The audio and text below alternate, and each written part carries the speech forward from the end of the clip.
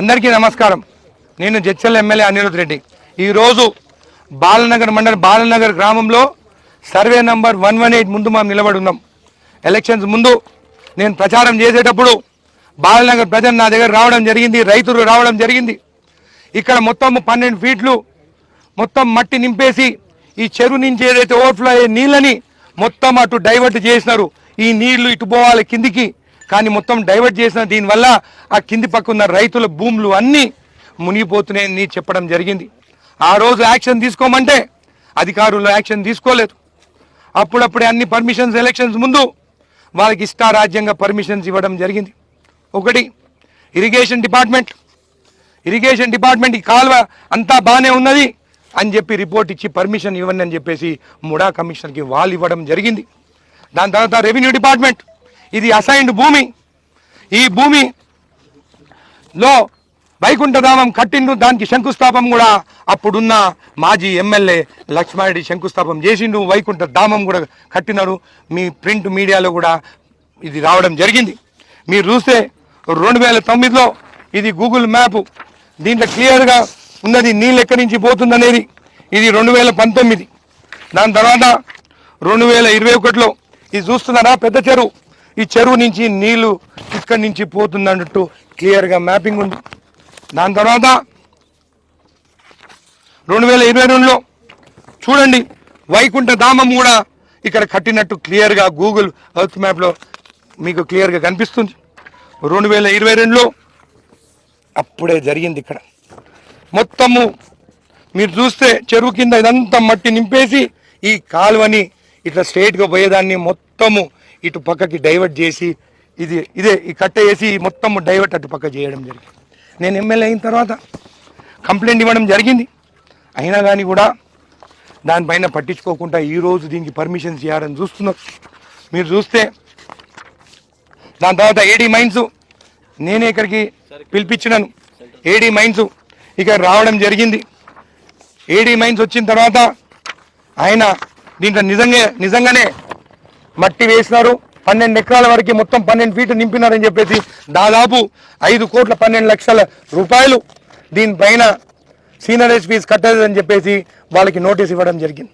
మహాన్ భావుడు ఆ ఏడీ మైన్స్ ఆయన జనగాంకి ట్రాన్స్ఫర్ అయ్యే 2వ రోజు ముందు ఆయన ఏమని ఆర్డర్ ఇచ్చిండంటే, ఇక్కడ మట్టి అంట ఇదే భూమిలనంట తవ్వి 18 ఎకరాలకి ఈ 12 ఎకరాలకి ఇక్కడనే తవ్వి 12 ఫీట్ల మట్టేసిందంట.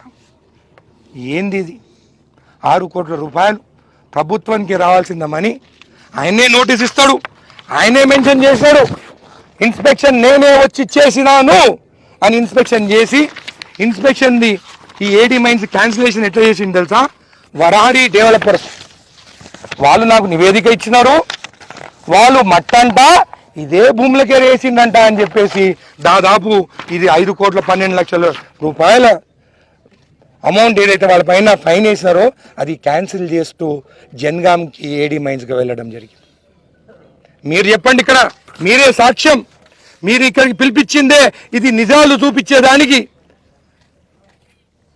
ఎంఆర్ఓలు కానీ నేను చెప్తున్నాను, ఈరోజు చూస్తే జడ్చర్లలో ఇట్లా అవినీతి జరుగుతుంది. ఇవన్నీ రేపు బ్లేమ్ అయ్యేది ఎవరు? ప్రభుత్వంతో అయినా ఒక్క మచ్చొచ్చినా కానీ ఊరుకునేదే లేదు. ఇదే కాకుండా ఈ భూమికి తవ్వు ఎక్కడున్నది మీరు చూపించండి నాకు. ఈ భూమికి తవ్వు ఎక్కడున్నదో చూపించండి. ఇదేమో కట్ట, అదేమో గిర్రారి వెంచర్. మళ్ళా ముడా కమిషనరు దీన్ని ఎట్లా రికమెండ్ చేసిందని అడుగుతున్నాను నేను. ఏమి జరుగుతుంది జడ్చర్లలో?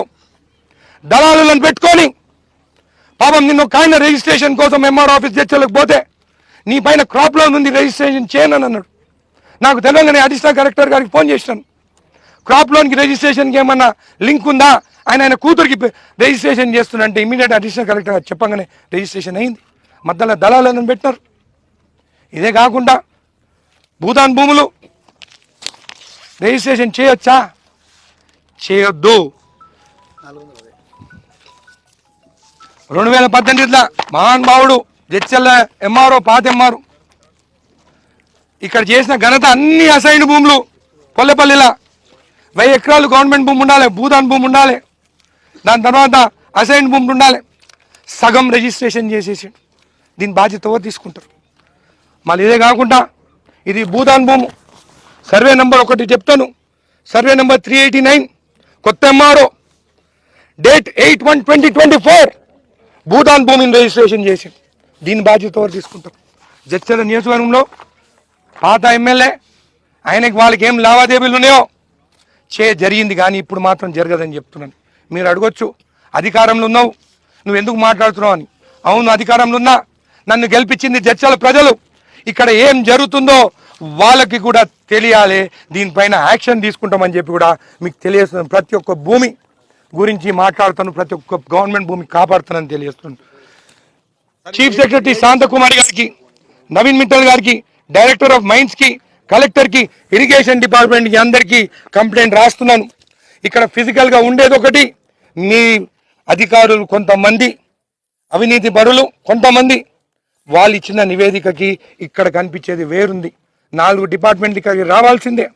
మనం ఎట్లయితే ఈరోజు చూస్తామో అవన్నీ ఇన్స్పెక్షన్ చేసి కరెక్ట్ ఇవ్వాల్సిందే తెలుసు. ఇదే కాకుండా ఇది అసైన్డ్ భూమి, 1956 బిఫోర్ భూమి ఇది అసైన్ చేసింది కాబట్టి ఓఆర్సీ ఇచ్చినామన్నారు. ఇది చూడండి, హ్యాండ్ రైటింగ్ చూడండి, హ్యాండ్ రైటింగ్ చేంజ్ అయింది.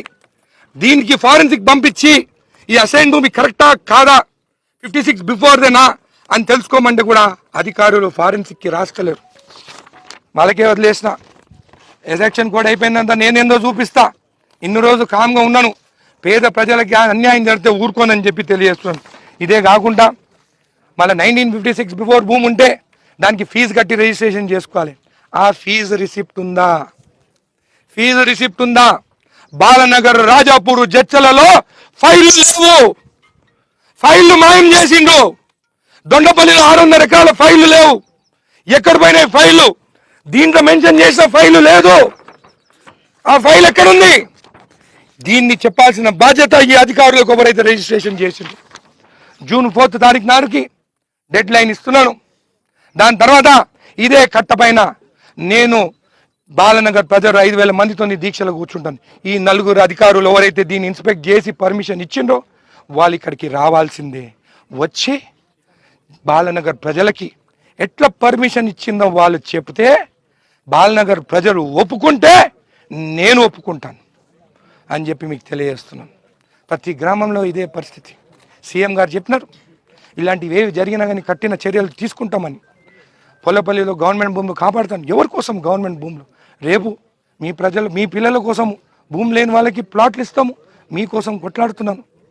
దానికి ఈరోజు బీఆర్ఎస్ వాళ్ళు ఇది వరారి ఇన్ఫ్రా కంపెనీ రైతులకు అన్యాయం చేస్తుంది, పోలీస్ స్టేషన్లో నా పైన కంప్లైంట్ చేస్తారు. పిచ్చి ఉందా? ఇన్ఫ్రా కంపెనీ అయినా కానీ ఎవరిదైతే ఏంది, భూమి అయితే గవర్నమెంట్ భూమి, కాలువలు తవ్వినారు, మార్చినారు గురించి నేను మాట్లాడుతుంటే పాపం వాళ్ళ వెనకాల ఉన్న బీఆర్ఎస్ కార్యకర్తలకు తెలియదు. ఆ నాయకుడి కోసం, ఆయన భూదందాల కోసం పోలీస్ స్టేషన్ పోయి నా మీద కంప్లైంట్. నేనేం చేసిన? ప్రింట్ మీడియా, ఎలక్ట్రానిక్ మీడియాని కట్ట మీదకి పిలుస్తాను అంతే, నిజాలు చూపించేదానికి. నేనేమైనా తప్పు చేసినా ఒక ఎమ్మెల్యేగా నా బాధ్యత ఈ గవర్నమెంట్ భూములు కాపాడడం. కాబట్టి ప్రింట్, ఎలక్ట్రానిక్ మీడియా మీకు అందరినీ కూడా కోరుతున్నాను. ఒకప్పుడు పేపర్లో ఇదే భూమి గురించి వైకుంఠధామం కూలగొట్టిన పెడితే ఇదే నాయకుడు అసలు ఆయనకి ఈ భూమికి ఏం సంబంధం ఉంది, ఆయన ఎందుకు పోలీస్ స్టేషన్ పోయినాడు, ఆయన భూమా, ఆయన బినామీ భూమా, ఆయన చెప్పాలి. ఆ నాయకుడు ఎవడో, ఆయన ఎందుకు వస్తున్నాడు, భూమి ఉన్న వాళ్ళని రావాలి, పక్కనున్న రైతులన్నా రావాలి. ఈ 30 కార్లు వేసుకున్న బీఆర్ఎస్ నాయకులు పోలీస్ స్టేషన్ ఎందుకు పోయినారో కూడా ఆ జవాబు కూడా వాళ్ళు ఇవ్వాలి. ఈ కాల్వ మార్చలేదని కూడా వాళ్ళు జవాబు చెప్పగలుగుతారా? ఎవరు ఈ ఓనర్? శేఖర్ రెడ్డి. ఈ శేఖర్ రెడ్డి బినామీ ఎవరికి బినామీ? అది కూడా రాజాపూర్, బాలనగర్ మండల్ ప్రతి ఒక్కరికి తెలుసు. ఈ పోరాటం ఈ రోజు నుంచే షురు అయింది. ఎలక్షన్ కోడ్ అయిన తర్వాత ప్రతి గ్రామానికి వెళ్తాను. ప్రతి గవర్నమెంట్ భూమి అక్రమంగా రిజిస్ట్రేషన్ అయితే వాళ్ళపైన చర్యలు తీసుకుంటాము. ఆ భూములపైన బోర్డులు పెట్టించి ప్రభుత్వానికి అప్పచెప్తానని చెప్పి కూడా మీకు తెలియజేస్తూ సెలవు తీసుకుంటాను. ఎస్,